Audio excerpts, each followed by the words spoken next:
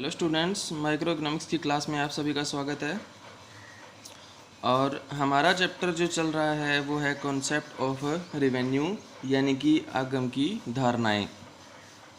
पिछले लेक्चर में हमने बात की थी कि रेवेन्यू क्या होता है और इसके साथ साथ टोटल रेवेन्यू, मार्जिनल रेवेन्यू और एवरेज रेवेन्यू यानी कि औसत आगम क्या होता है, और पूर्ण प्रतियोगी बाजार के अंदर इनकी क्या सिचुएशन होती है ये भी हमने बात की। तो मैंने आपको बताया था कि पूर्ण प्रतियोगी बाजार में तीनों के बारे में बात की, जिसमें एवरेज रेवेन्यू जो है वो मार्जिनल रेवेन्यू के बराबर होता है और प्राइस के बराबर होता है। हमने देखा था पिछले लेक्चर के अंदर कि किस तरह से प्राइस एवरेज रेवेन्यू के बराबर होता है और मार्जिनल रेवेन्यू के भी क्या है, बराबर होता है। यानी कि औसत आगम, सीमांत आगम और कीमत तीनों एक दूसरे के इक्वल रहते हैं और स्थिर रहते हैं। टोटल रेवेन्यू जो है वो बढ़ता है, लेकिन क्या है, कांस्टेंट रेट से क्या है, बढ़ता है। तो ये एग्जाम्पल था पूर्ण प्रतियोगी बाजार का, यानी कि परफेक्ट कंपटीशन मार्केट का।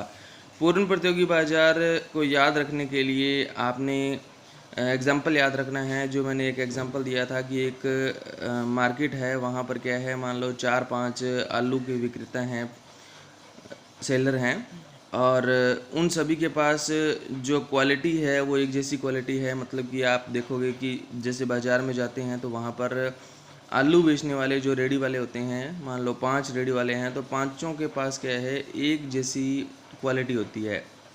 मतलब कि हम डिफरेंस क्रिएट नहीं कर सकते उनके अंदर कि ये फ़लानी जगह से आए हैं या ये उस जगह से आए हैं। तो इस तरह से हम क्या है, डिफरेंस क्रिएट नहीं कर सकते। इसके साथ साथ क्या है, वहाँ पर कीमत जो है वो भी क्या रहती है, स्थिर रहती है।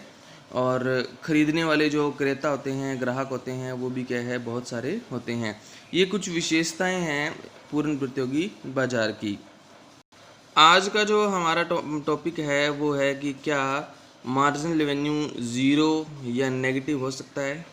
क्योंकि पिछला जो एग्जांपल था पूर्ण प्रतियोगी बाजार का, परफेक्ट कंपटीशन मार्केट का, उसमें एमआर क्या था, स्थिर था, कांस्टेंट था, 10-10-10 था हर बार।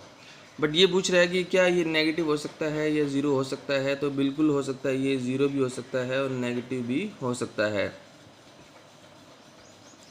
लेकिन क्या है, ये पूर्ण प्रतियोगी बाजार में ज़ीरो या नेगेटिव नहीं हो सकता।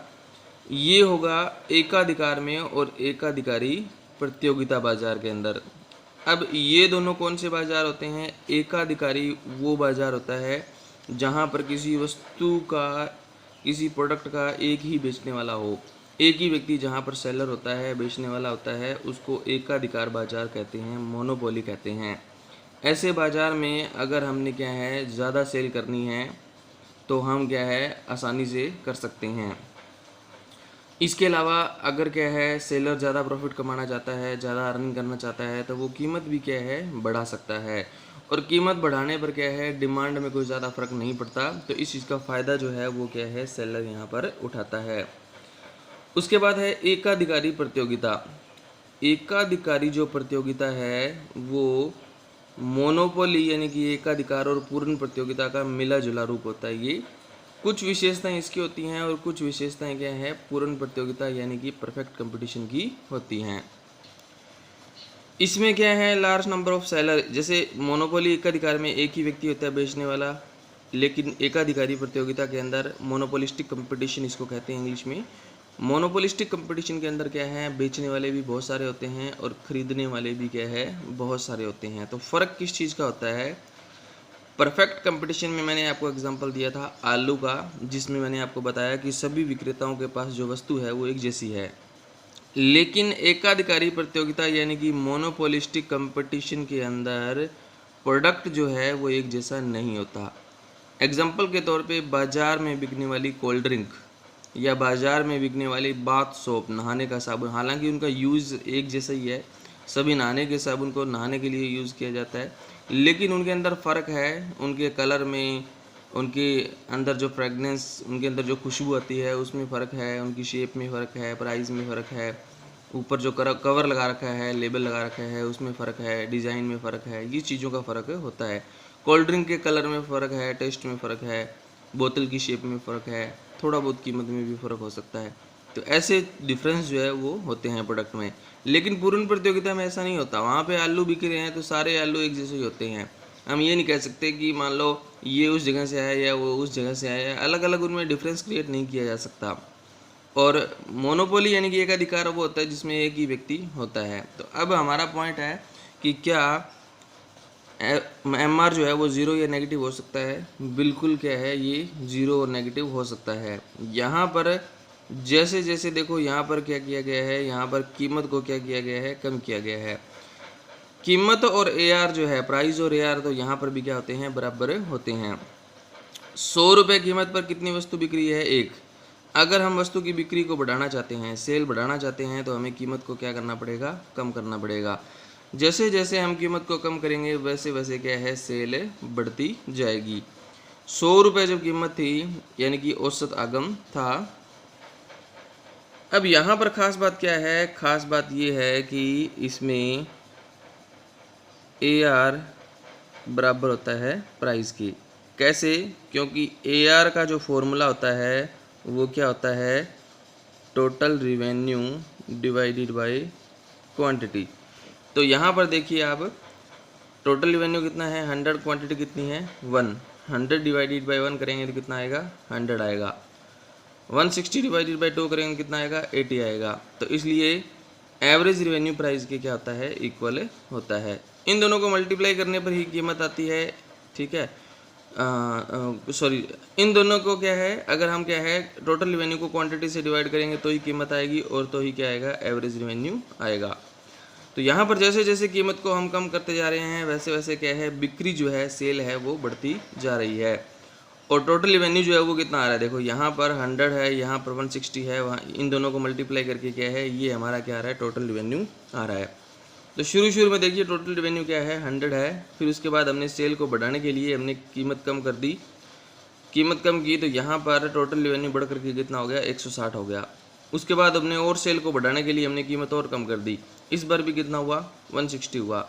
मतलब कि जब हम सेल को बढ़ाने के लिए प्राइस में ज़्यादा कमी कर देते हैं, ठीक है, तब क्या है, टोटल रिवेन्यू एक बार तो क्या है, बढ़ता है, फिर क्या है, कांस्टेंट हो जाता है, और फिर कम होना शुरू हो जाता है। और जब ये कम होगा तो उसका इम्पैक्ट जो है वो किसके ऊपर पड़ेगा, एमआर के ऊपर पड़ेगा। तो देखिए एक एक्स्ट्रा वस्तु को सेल करने पर जो आता है उसको हम मार्जिनल रिवेन्यू कहते हैं, सीमांत आगम कहते हैं। यहाँ पर कितना आएगा, 100। यहाँ पर कितना डिफरेंस आया, यहाँ पर आया 60 का डिफरेंस। यहाँ पर कितना आया, 0 का डिफरेंस। यहाँ पर कितना आया, -10 का डिफरेंस। तो हम कह सकते हैं कि बिल्कुल मार्जिनल रिवेन्यू जो है वो 0 भी हो सकता है और नेगेटिव भी हो सकता है। लेकिन कब होगा, ये कहता है कि सिर्फ मोनोपोली यानी कि एकाधिकार और मोनोपोलिस्टिक कंपटीशन के अंदर जब हम कीमत को, प्राइस को कम करते हैं तब क्या है, एमआर 0 और नेगेटिव हो सकता है। उसके बाद दूसरा पॉइंट क्या है, जब एमआर 0, यहाँ देखिए ये 0 है, तब जब ये 0 होता है तब टोटल रिवेन्यू क्या होता है, बढ़ना बंद हो जाता है। इसके बाद ये बढ़ा नहीं है, देखो यहाँ पे जब ये 0 हो जाता है तो एमआर 0 होने पर क्या है, टीआर बढ़ना बंद हो जाता है। और जब एमआर 0 होता है तो टीआर अपने अधिकतम बिंदु पर होता है। तीसरा पॉइंट दे रखा है इसमें, कहता है कि जब एमआर नेगेटिव, अब एमआर यहाँ पर क्या है, नेगेटिव है, देखो यहाँ पे -10 है, तो एमआर जब नेगेटिव होता है तो टीआर क्या होता है, कम होना शुरू हो जाता है। उसके बाद जब एमआर कम हो रहा हो, यहाँ पर देखिए एमआर क्या हो रहा है, कम तो यहाँ तक भी हो रहा है ये, बट यहाँ 10 से कितना हुआ, 60 कम हो रहा है, तब टोटल रिवेन्यू जो है वो क्या है, बढ़ रहा होता है। तो यहाँ पर तो देखो ये कम हो रहा है, तो यहाँ पर क्या हो रहा है, ये बढ़ रहा होता है, लेकिन इसके बढ़ने की स्पीड जो है वो ज़्यादा नहीं होती। एक पॉइंट और लिख सकते हैं इसमें कि एमआर जो है वो पॉजिटिव नेगेटिव 0 हो सकता है, लेकिन टीआर क्या रहता है, पॉजिटिव रहता है। तो ये रिलेशनशिप है यहाँ पे, किसमें, टोटल रिवेन्यू और मार्जिनल रिवेन्यू में। यहाँ पर कुछ इंपॉर्टेंट पॉइंट हमें दे रखे हैं। देखिए टोटल रिवेन्यू कैसे निकालते हैं हम, एवरेज रिवेन्यू को क्वांटिटी से मल्टीप्लाई करके। एवरेज रिवेन्यू कैसे निकालते हैं, टोटल रिवेन्यू को क्वांटिटी से डिवाइड करके। मार्जिनल रिवेन्यू कैसे निकालते हैं, इसके दो फॉर्मूले होते हैं हमारे पास, change in total revenue divided by change in quantity, या total revenue of n unit minus में total revenue of n minus में 1 यूनिट। जब टोटल रिवेन्यू बढ़ता है जब टोटल रेवेन्यू बढ़ता है तो एमआर भी क्या होता है, बढ़ता है। हम इसको ऐसे कह सकते हैं कि जब एमआर बढ़ रहा होता है, एमआर बढ़ रहा होता है तब टोटल रेवेन्यू बढ़ती दर से बढ़ता है। और जब, यानी कि सारा का सारा डिपेंड करता है एमआर के ऊपर। जब एमआर बढ़ेगा तो टोटल रेवेन्यू बढ़ती दर से बढ़ेगा। जब एमआर कांस्टेंट होगा तो टोटल रेवेन्यू कांस्टेंट दर से, स्थिर दर से बढ़ेगा। जब एमआर घटेगा तो टीआर घटती दर से बढ़ेगा। मतलब कि इसकी दर, टीआर की दर किसके ऊपर निर्भर करती है, एमआर पे निर्भर करती है। एमआर घटेगा तो ये घटती दर से बढ़ेगा, ये कांस्टेंट होगा तो ये क्या है, कांस्टेंट दर से बढ़ेगा। ये स्थिर रहता है, सॉरी बढ़ता है तो ये बढ़ती दर से बढ़ता है। उसके बाद जब एमआर क्या होता है, शून्य, ज़ीरो होता है, तब टीआर जो होता है अपने अधिकतम बिंदु पर होता है। और जब एमआर नेगेटिव हो जाता है, अभी हमने टेबल में देखा था कि एमआर क्या हो जाता है, ज़ीरो हो जाता है, तब टीआर क्या हो जाता है, कम होना शुरू हो जाता है। तो इसका एक डायग्राम है, वो डायग्राम बताता हूँ मैं आपको। तीसरा जो पॉइंट आता है हमारे पास है, इसी से रिलेटेड पॉइंट चल रहा है अभी, relationship among total revenue, average revenue और मार्जिनल रेवेन्यू, तीनों में क्या रिलेशनशिप है, इसके बारे में हम बात करते हैं। ये डायग्राम आपने क्या है बनाना है, फ्री हैंड कर्व से बनाना है। और यहाँ पर देखिए दो डायग्राम बनाओगे आप बिल्कुल एक दूसरे के ऊपर नीचे करके, डायग्राम ए और डायग्राम बी। डायग्राम ए में आप देख रहे हो कि ओ वाई एक्सिस है, इसके ऊपर टोटल रेवेन्यू को दिखाया गया है, और ओ एक्स एक्सिस पे आउटपुट यानी कि यूनिट को दिखाया गया है, उत्पादन को। इसी तरह से यहाँ पर भी ओ प्रोडक्शन को दिखाया अपन ने, और इधर एवरेज रेवेन्यू और मार्जिनल रेवेन्यू को दिखाया है। तो शुरू में क्या होता है, देखो एवरेज रेवेन्यू तो हमें पता है कीमत ही होती है, यानी कि एवरेज रेवेन्यू तो हम क्या है, कीमत को ही कहते हैं। और एक खास बात आपने यहाँ ध्यान रखनी है कि मोनोपोली के अंदर और मोनोपोलिस्टिक कंपटीशन के अंदर क्या है, अगर हम बिक्री बढ़ाना चाहते हैं तो हमें कीमत को क्या करना पड़ता है, कम करना पड़ता है। तो यहाँ पर देखिए कीमत जो है वो क्या हो रही है, कम हो रही है। दोनों एक ही, इस सबसे पहले हम बी डायग्राम को देख रहे हैं। बी डायग्राम में मार्जिनल रेवेन्यू और एवरेज रेवेन्यू एक बिंदु से शुरू होकर के नीचे की तरफ आ रहे हैं। यहाँ देखिए ये एवरेज रेवेन्यू है और ये क्या है, मार्जिनल रेवेन्यू है। यहाँ पर एवरेज रेवेन्यू क्या हो रहा है, कम हो रहा है, 100 से 80, 80 से 40, 40 से 30 कम हो रहा है, 100 से शुरू होके। और मार्जिनल रेवेन्यू भी क्या हो रहा है, 100 से शुरू होकर के क्या हो रहा है, कम हो रहा है। लेकिन ये 100 से कितना हुआ, 60, 60 से 0, 0 से -10, यानी कि इन 4 स्टेप में ये माइनस तक पहुँच गया और ये कहाँ तक पहुँचा, सिर्फ 30 तक। इसका मतलब ये है कि दोनों एक ही बिंदु से कम होना शुरू होते हैं, ये भी 100 से और ये भी कहाँ से, 100 से। लेकिन यहाँ पर क्या है, ये 80 है तो ये क्या है, 60 है। इसका मतलब क्या है, एवरेज रेवेन्यू क्या है, ज़्यादा। यहाँ पर ये 40 है तो ये 0 है, तो यहाँ पर भी एवरेज रेवेन्यू क्या है, ज़्यादा। यहाँ पर क्या है, ये 30 है तो ये क्या है, -10, तो एवरेज रेवेन्यू क्या है, मार्जिनल रेवेन्यू से ज़्यादा है।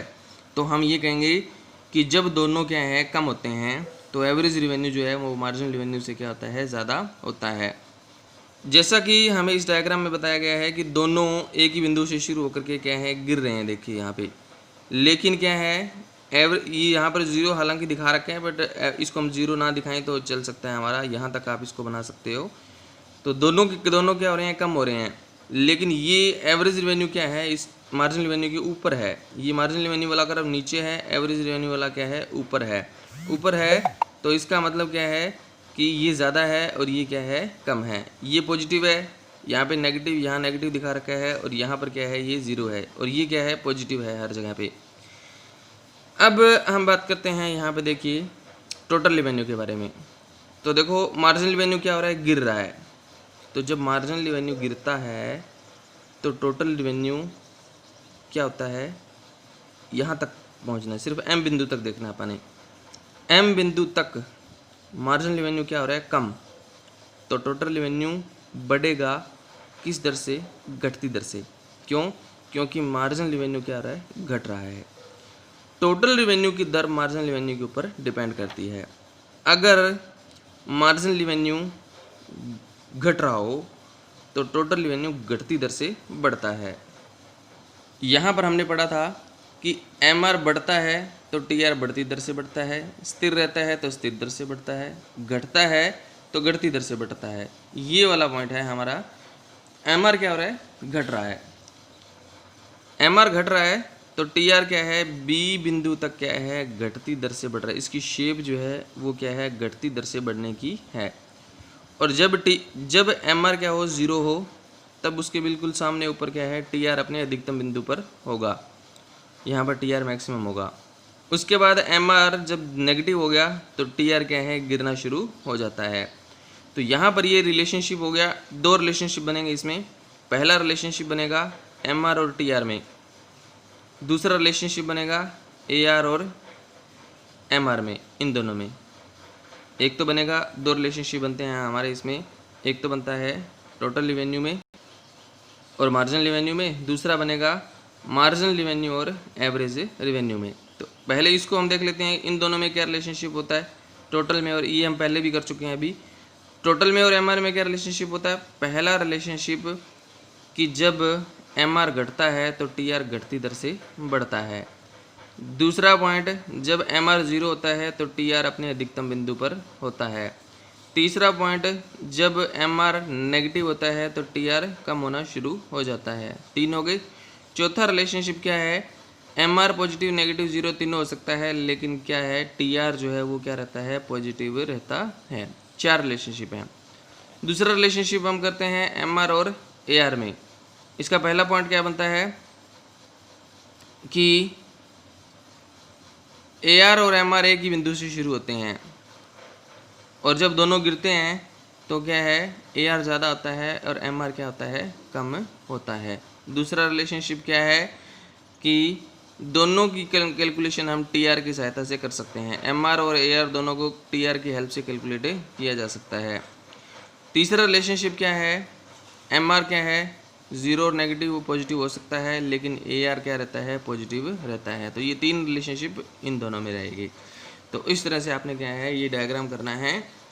तो अगले चैप्टर में यहाँ अगला जो लेक्चर होगा उसमें हम बात करेंगे कि तीनों तरह के जो बाजार हैं, परफेक्ट कंपटीशन, मोनोपोली और मोनोपोलिस्टिक कंपटीशन के अंदर क्या है, कंपेरेटिव स्टडी करेंगे। तो यहीं तक आपने क्या है, इसको करना है अभी। ओके, थैंक यू सभी का।